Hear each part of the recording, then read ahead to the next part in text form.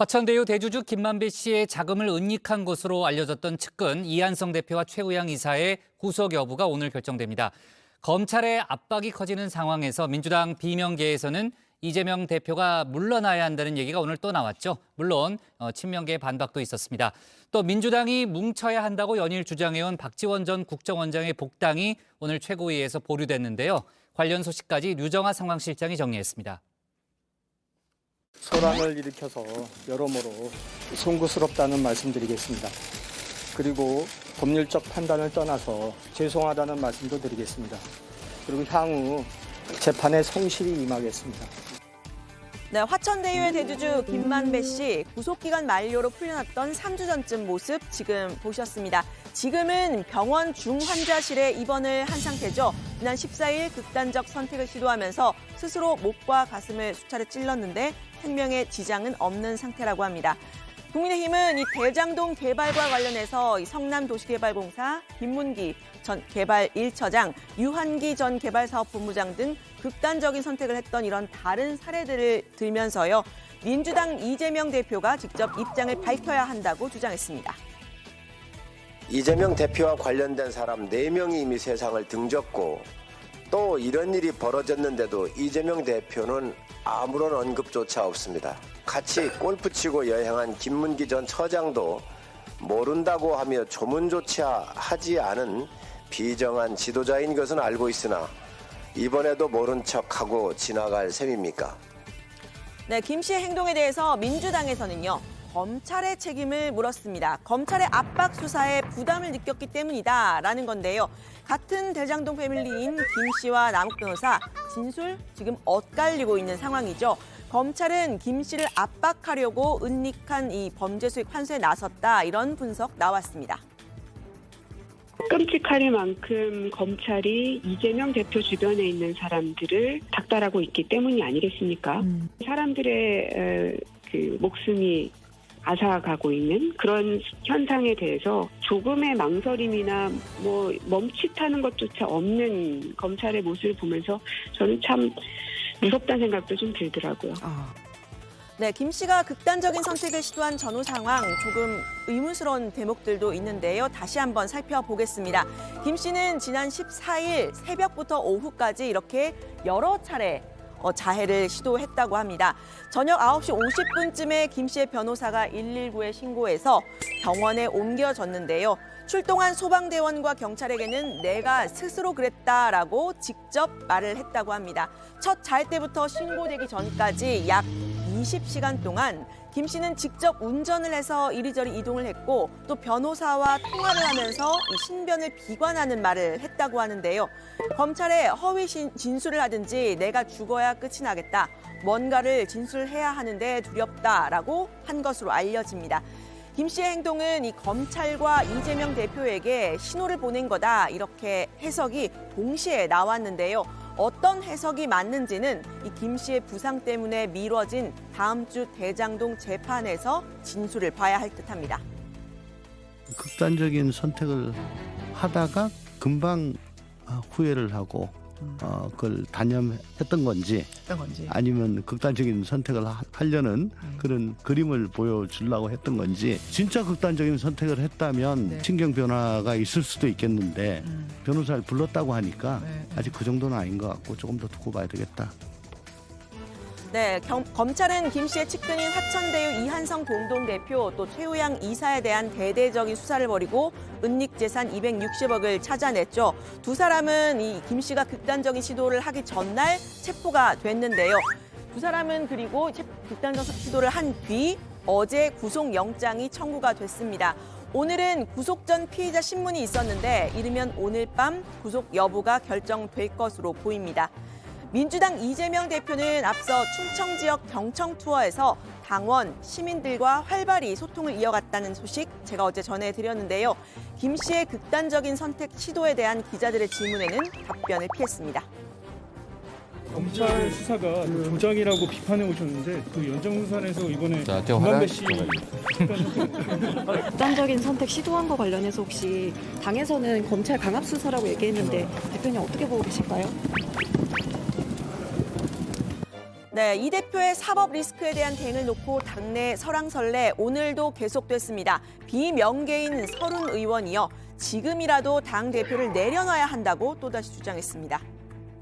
측근들이 다 구속되고 있는 상황이고 또 김만배 씨입니까?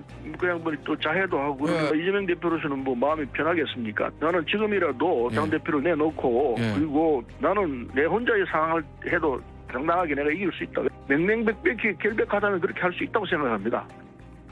네, 친명계인 김남국 의원은 친명 대 비명의 갈등이라는 건 언론의 프레임일 뿐이다 맞섰는데요. 당이 단일 대오를 형성해야 할 때라고 말했습니다.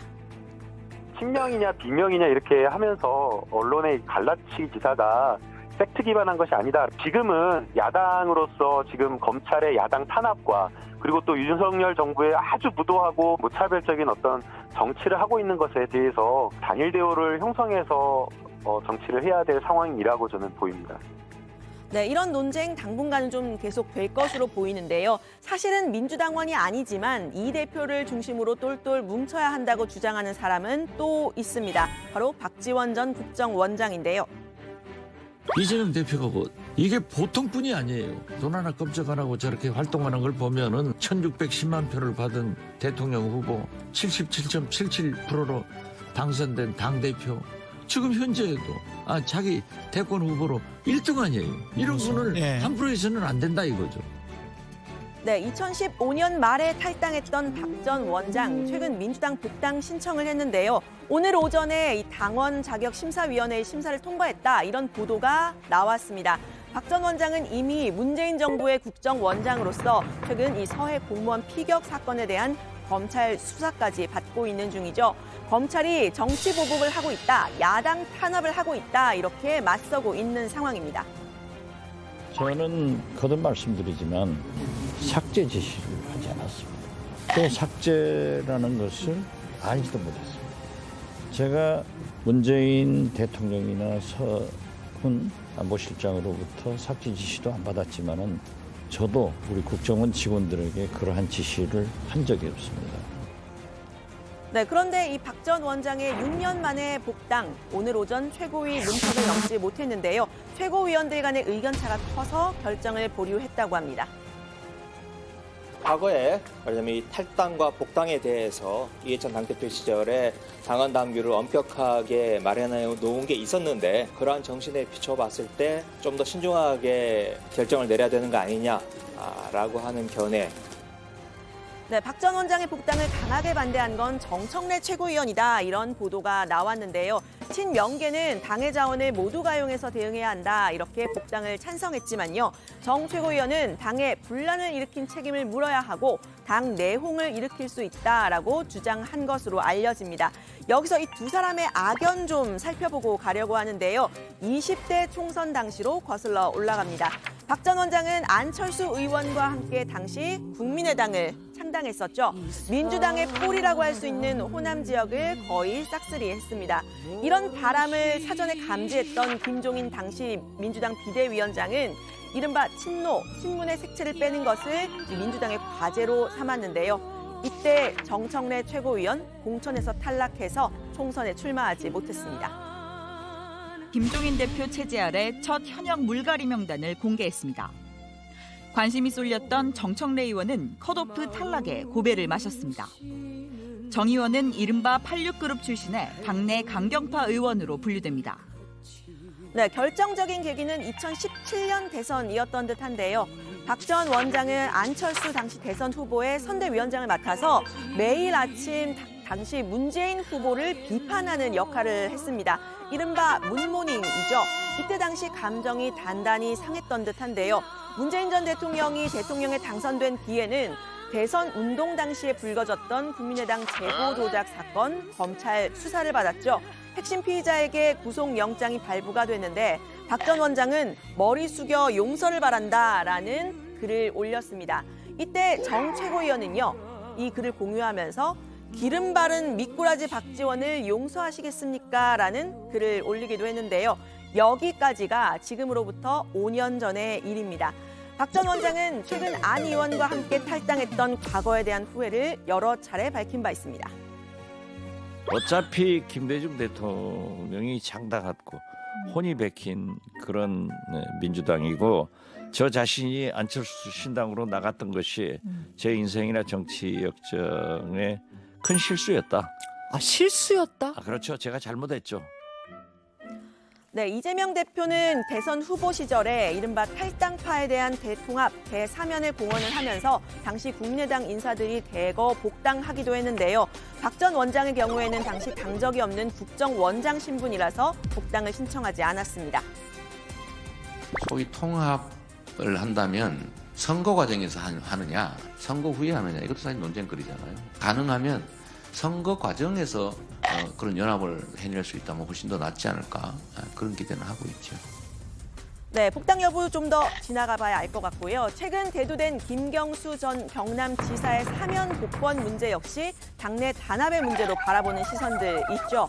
친노이자 친문의 성골로 불리는 김 전 지사가 정치 활동을 재개를 하게 될 경우 이 친명계에 대항하는 구심점이 되면서 당내 갈등을 불러일으키는 것 아니냐, 이런 이야기가 나오는 건데요. 친명계인 박찬대 최고위원은 철저하게 뭉쳐야 한다라는 말로 이런 분열의 씨앗을 경계했습니다. 이재명만을 위한 민주당은 아니지 않습니까? 네, 물론. 저는 민주당의 많은 인재들, 국민의 신망을 받는 많은 사람들이 민주당 내에 단단하게 결속을 해서 철저하게 뭉쳐야 될 때지, 갈라치기를 하고 나누고 흔들어댈 때는 아니다. 네, 문재인 청와대 대변인 출신인 고민정 의원은요, 김 전 지사의 정치 복귀 기대했는데요. 윤석열 대통령을 향해서 이렇게 말했습니다. 정치라는 건 본인이 하고 싶다고 해서 하고 하기 싫다고 해서 안 해지는 게 아니더라고요. 결국은 시대가 그 사람을 부르느냐 안 부르느냐의 차이인 것 같습니다. 윤석열 대통령의 배포가 어느 정도인지를 가늠하는 잣대가 김경수 전 지사의 복권 여부에 달려있다고 봅니다. 네, 김만배 씨 행동에 대한 여야의 반응은 극단적으로 엇갈렸는데요. 김 씨의 자금을 관리했던 측근들, 화천대유 임원들의 구속 여부에 따라서 검찰의 대장동 의혹 수사, 또 대장동 재판까지 영향을 미칠 것으로 보입니다. 다정회에서 관련 내용 확인을 해주시면 감사하겠습니다.